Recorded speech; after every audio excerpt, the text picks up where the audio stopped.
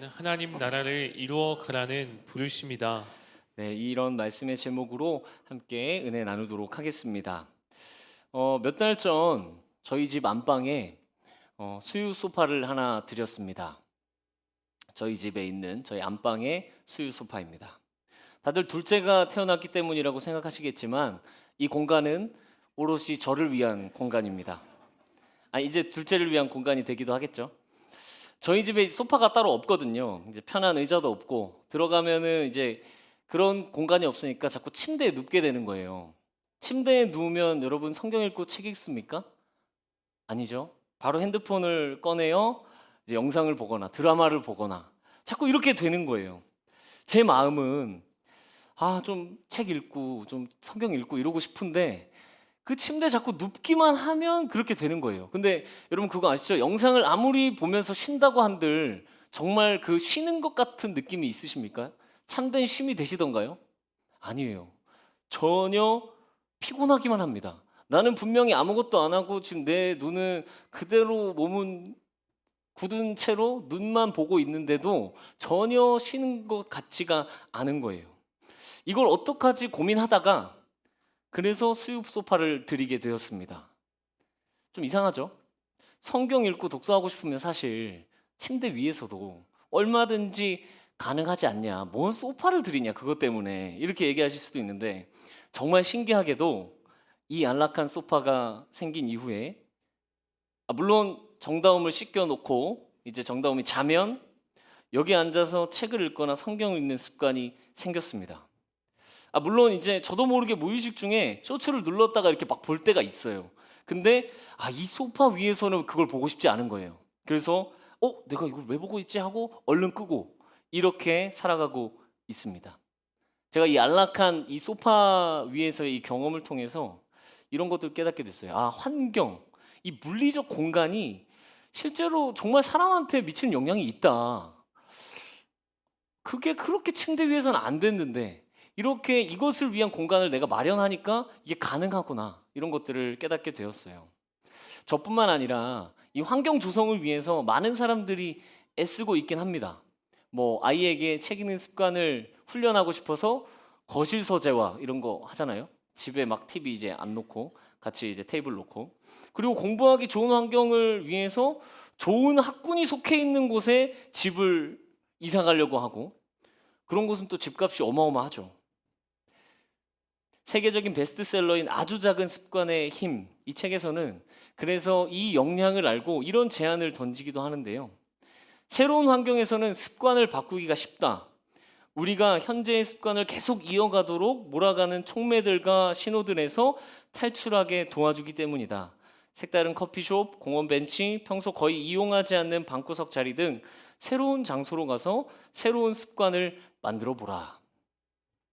익숙한 환경, 또 동일한 자극, 이런 동일한 신호들을 벗어나서 새로운 환경에서 새로운 습관을 만들어 보라는 제안을 하는 거죠. 여러분, 이런 맥락에서 봤을 때 오늘 우리가 읽은 본문은 성경 속에서 가장 큰 장소적인 격변을 겪는 이 사건을 앞두고 있습니다. 지금 가나안 땅 들어가는 것을 앞두고 있는 거거든요.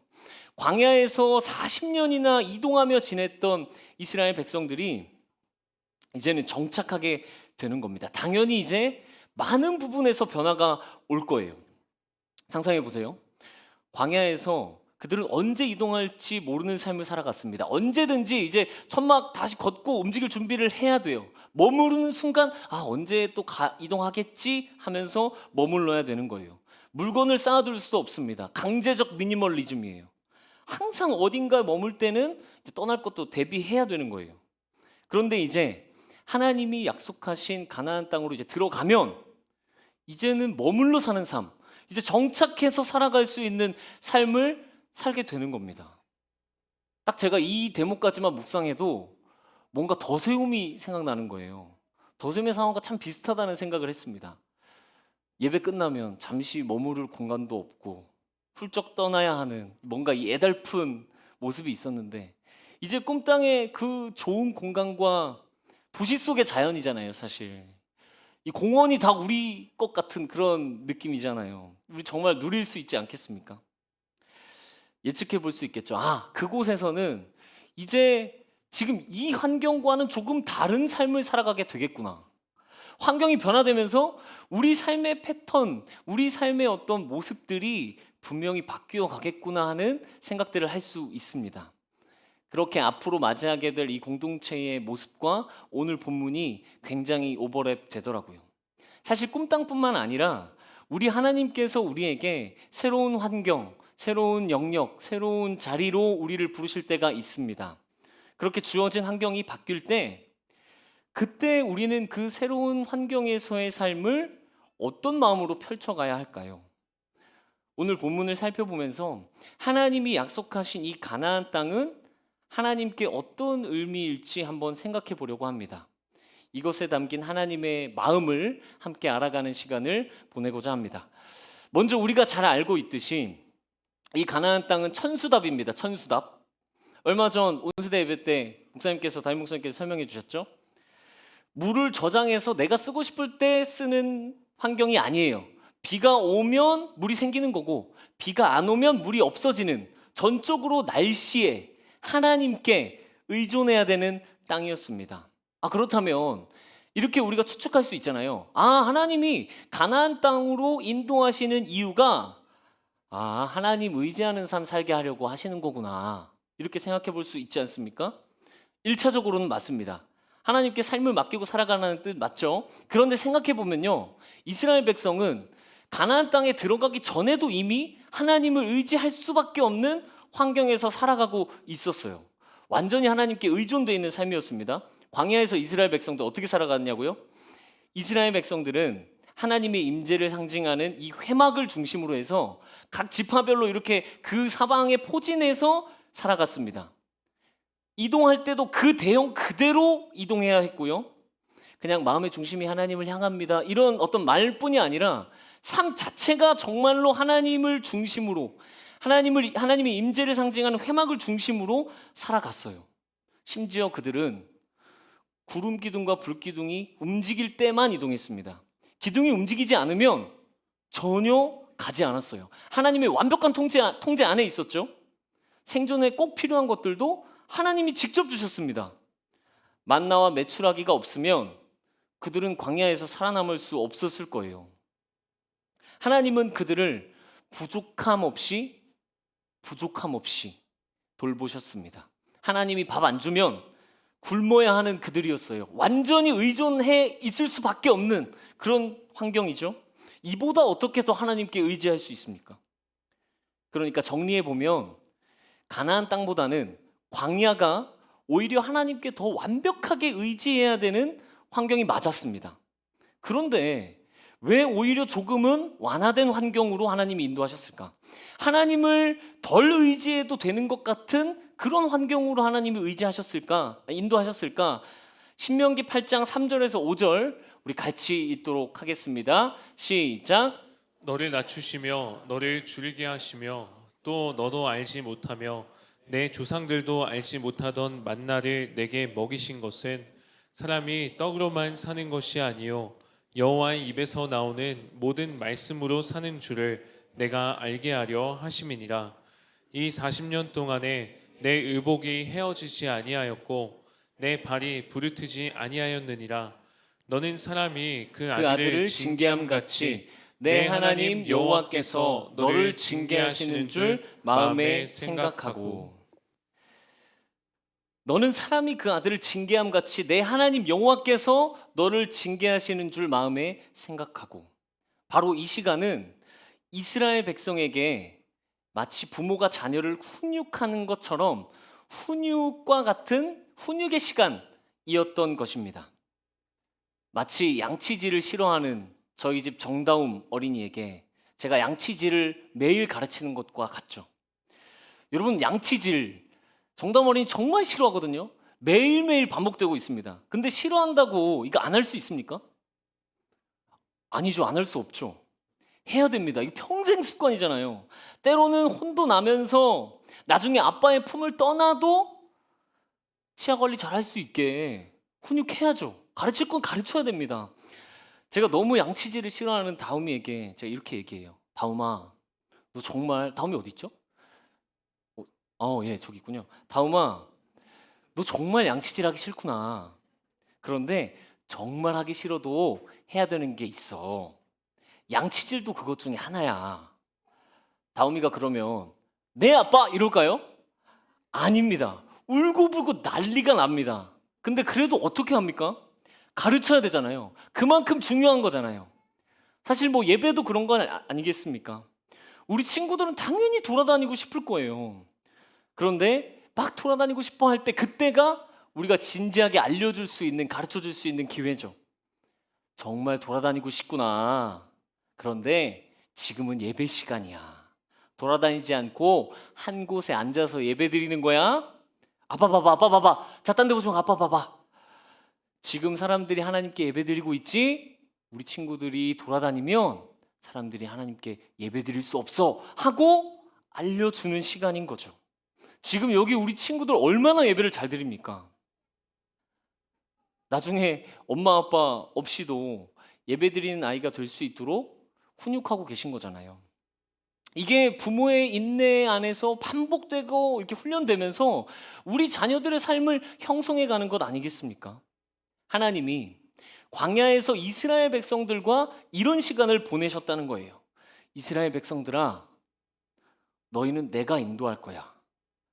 너희들은 내가 가라고 할 때 가는 거야. 내가 너희의 공급자야. 내가 공급하지 않으면 너희는 먹을 수 없어. 이스라엘 백성들아, 마음대로 살아가고 싶을 때가 있지? 아니야. 너희는 항상 나를 중심에 놓고 살아가야 해. 삶은 그렇게 살아가는 거야. 하나님이 훈육하시던 시기였던 것이죠. 광야의 시기에 이루어진 이 하나님의 훈육이라고 보니 더 직접적으로 와닿지 않습니까? 그 세월 동안 하나님이 이스라엘 백성들에게 이것은 꼭 기억했으면 좋겠다라고 말씀하신 그 훈육. 정말 하나님이 우리의 삶을 인도하신다는 것을 알려주고 싶으셨구나. 정말 하나님은 하나님만이 공급자라는 사실을 알려주고 싶으셨구나. 하나님의 우리의 삶의 중심에 하나님이 함께해야 한다는 그 사실을 알려주고 싶으셨구나.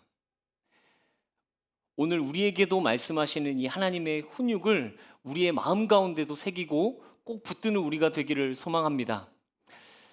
자, 이제 이렇게 길고 긴 훈육의 시간을 지나서 이스라엘 백성이 살아가게 될 가나안 땅에서의 삶을 하나님은 뭐라고 말씀하시는지 함께 보도록 하겠습니다. 이제는 광야의 삶에서와는 완전히 다른 삶이 펼쳐지게 되겠죠. 신명기 8장 11절에서 14절 같이 한번 읽겠습니다. 시작. 내가 오늘 내게 명하는 여호와의 명령과 법도와 규례를 지키지 아니하고 내 하나님 여호와를 잊어버리지 않도록 삼갈지어다.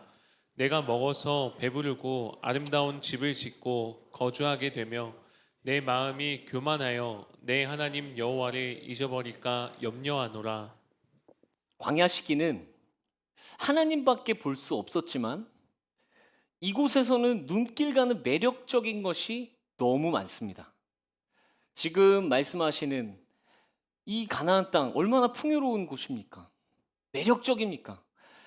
이제 가나안 땅에서는요, 광야에서의 모드와 달리 생존 모드가 아니에요. 풍요로움 속에서 지내면서 그 가운데서도 하나님을 찾는 것입니다.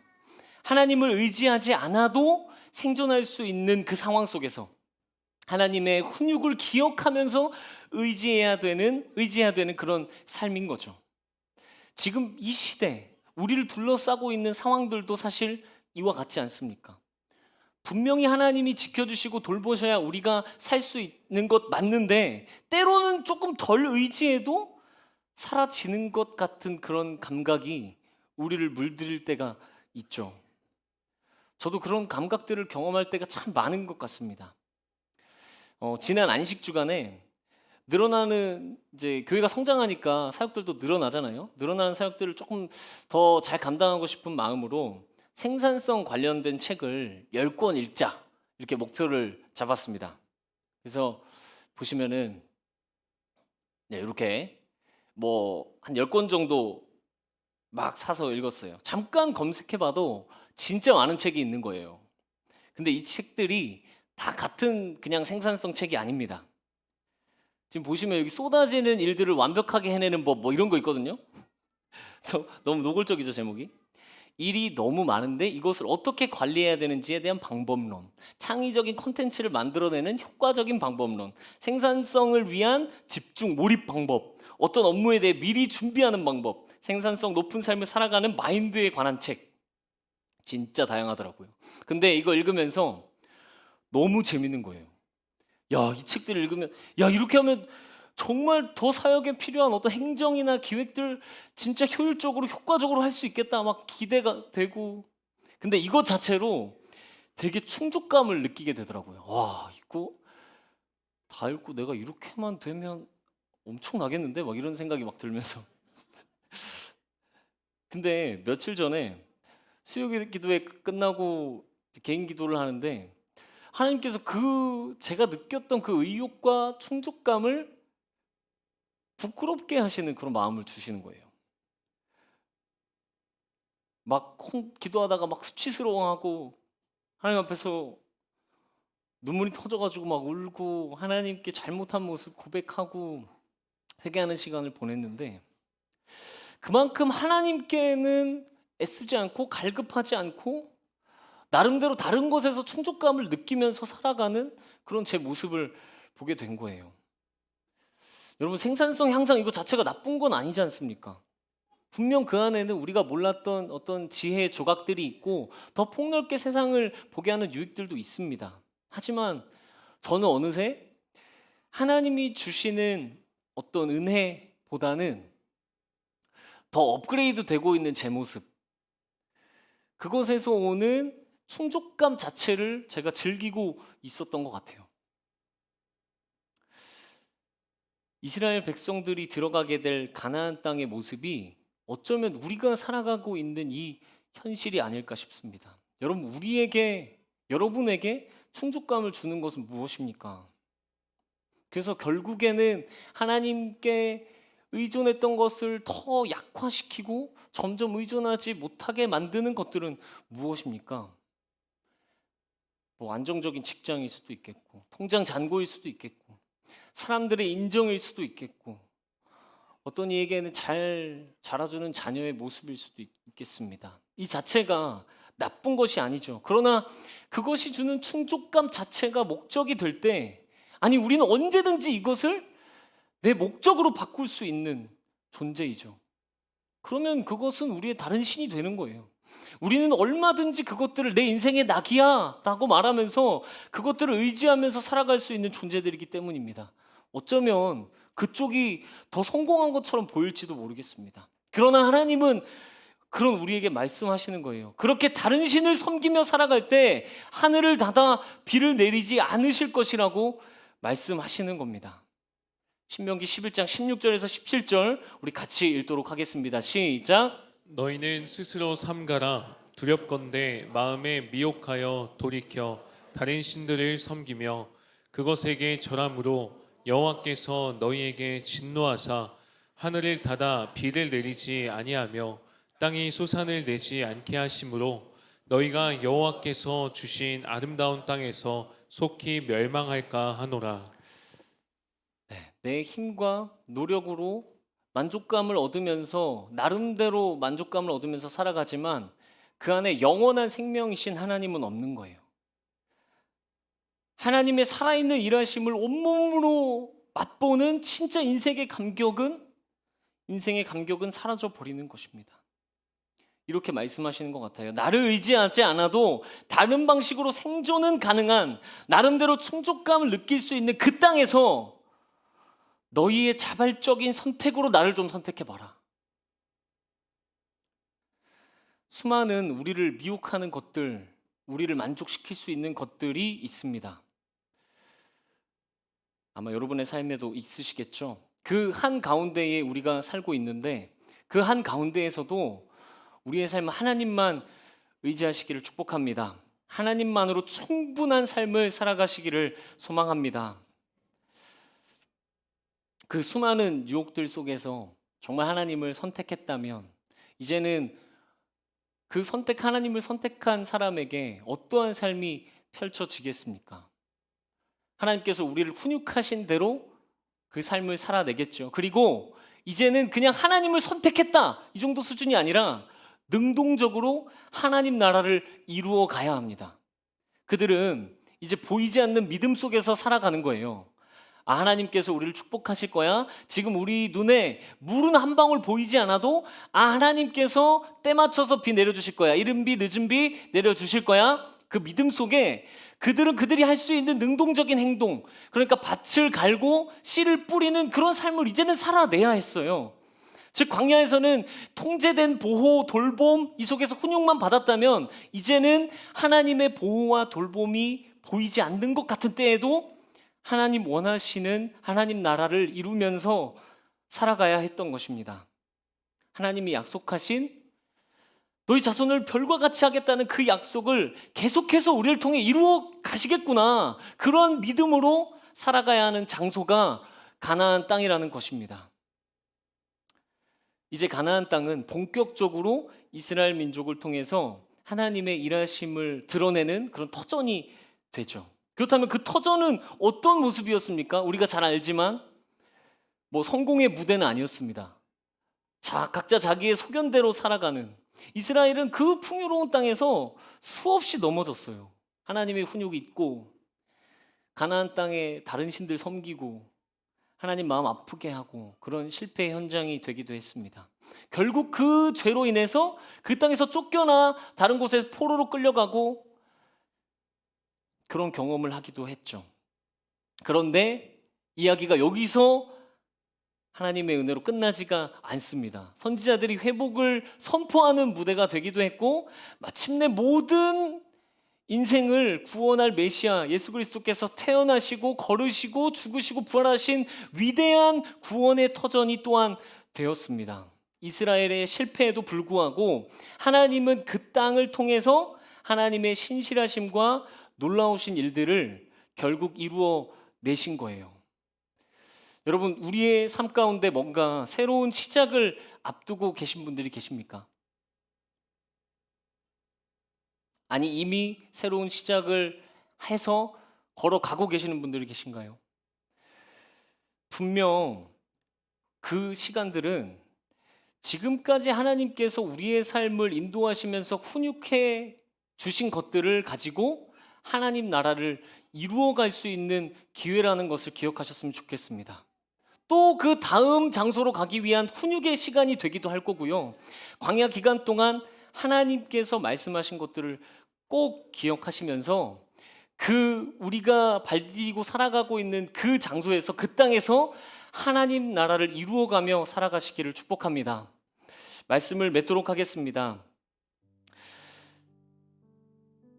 말씀을 시작하면서 말씀드렸던 것처럼 오늘 본문을 살펴보면서 새로운 환경을 앞두고 있는 우리를 향한 하나님의 마음이 아닐까 하는 생각이 들었습니다.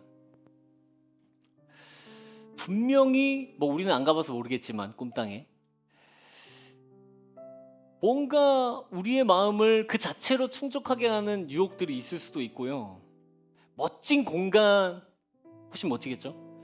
안정적인 시스템, 우리도 모르게 하나님보다 다른 것 의지하게 될 수 있습니다.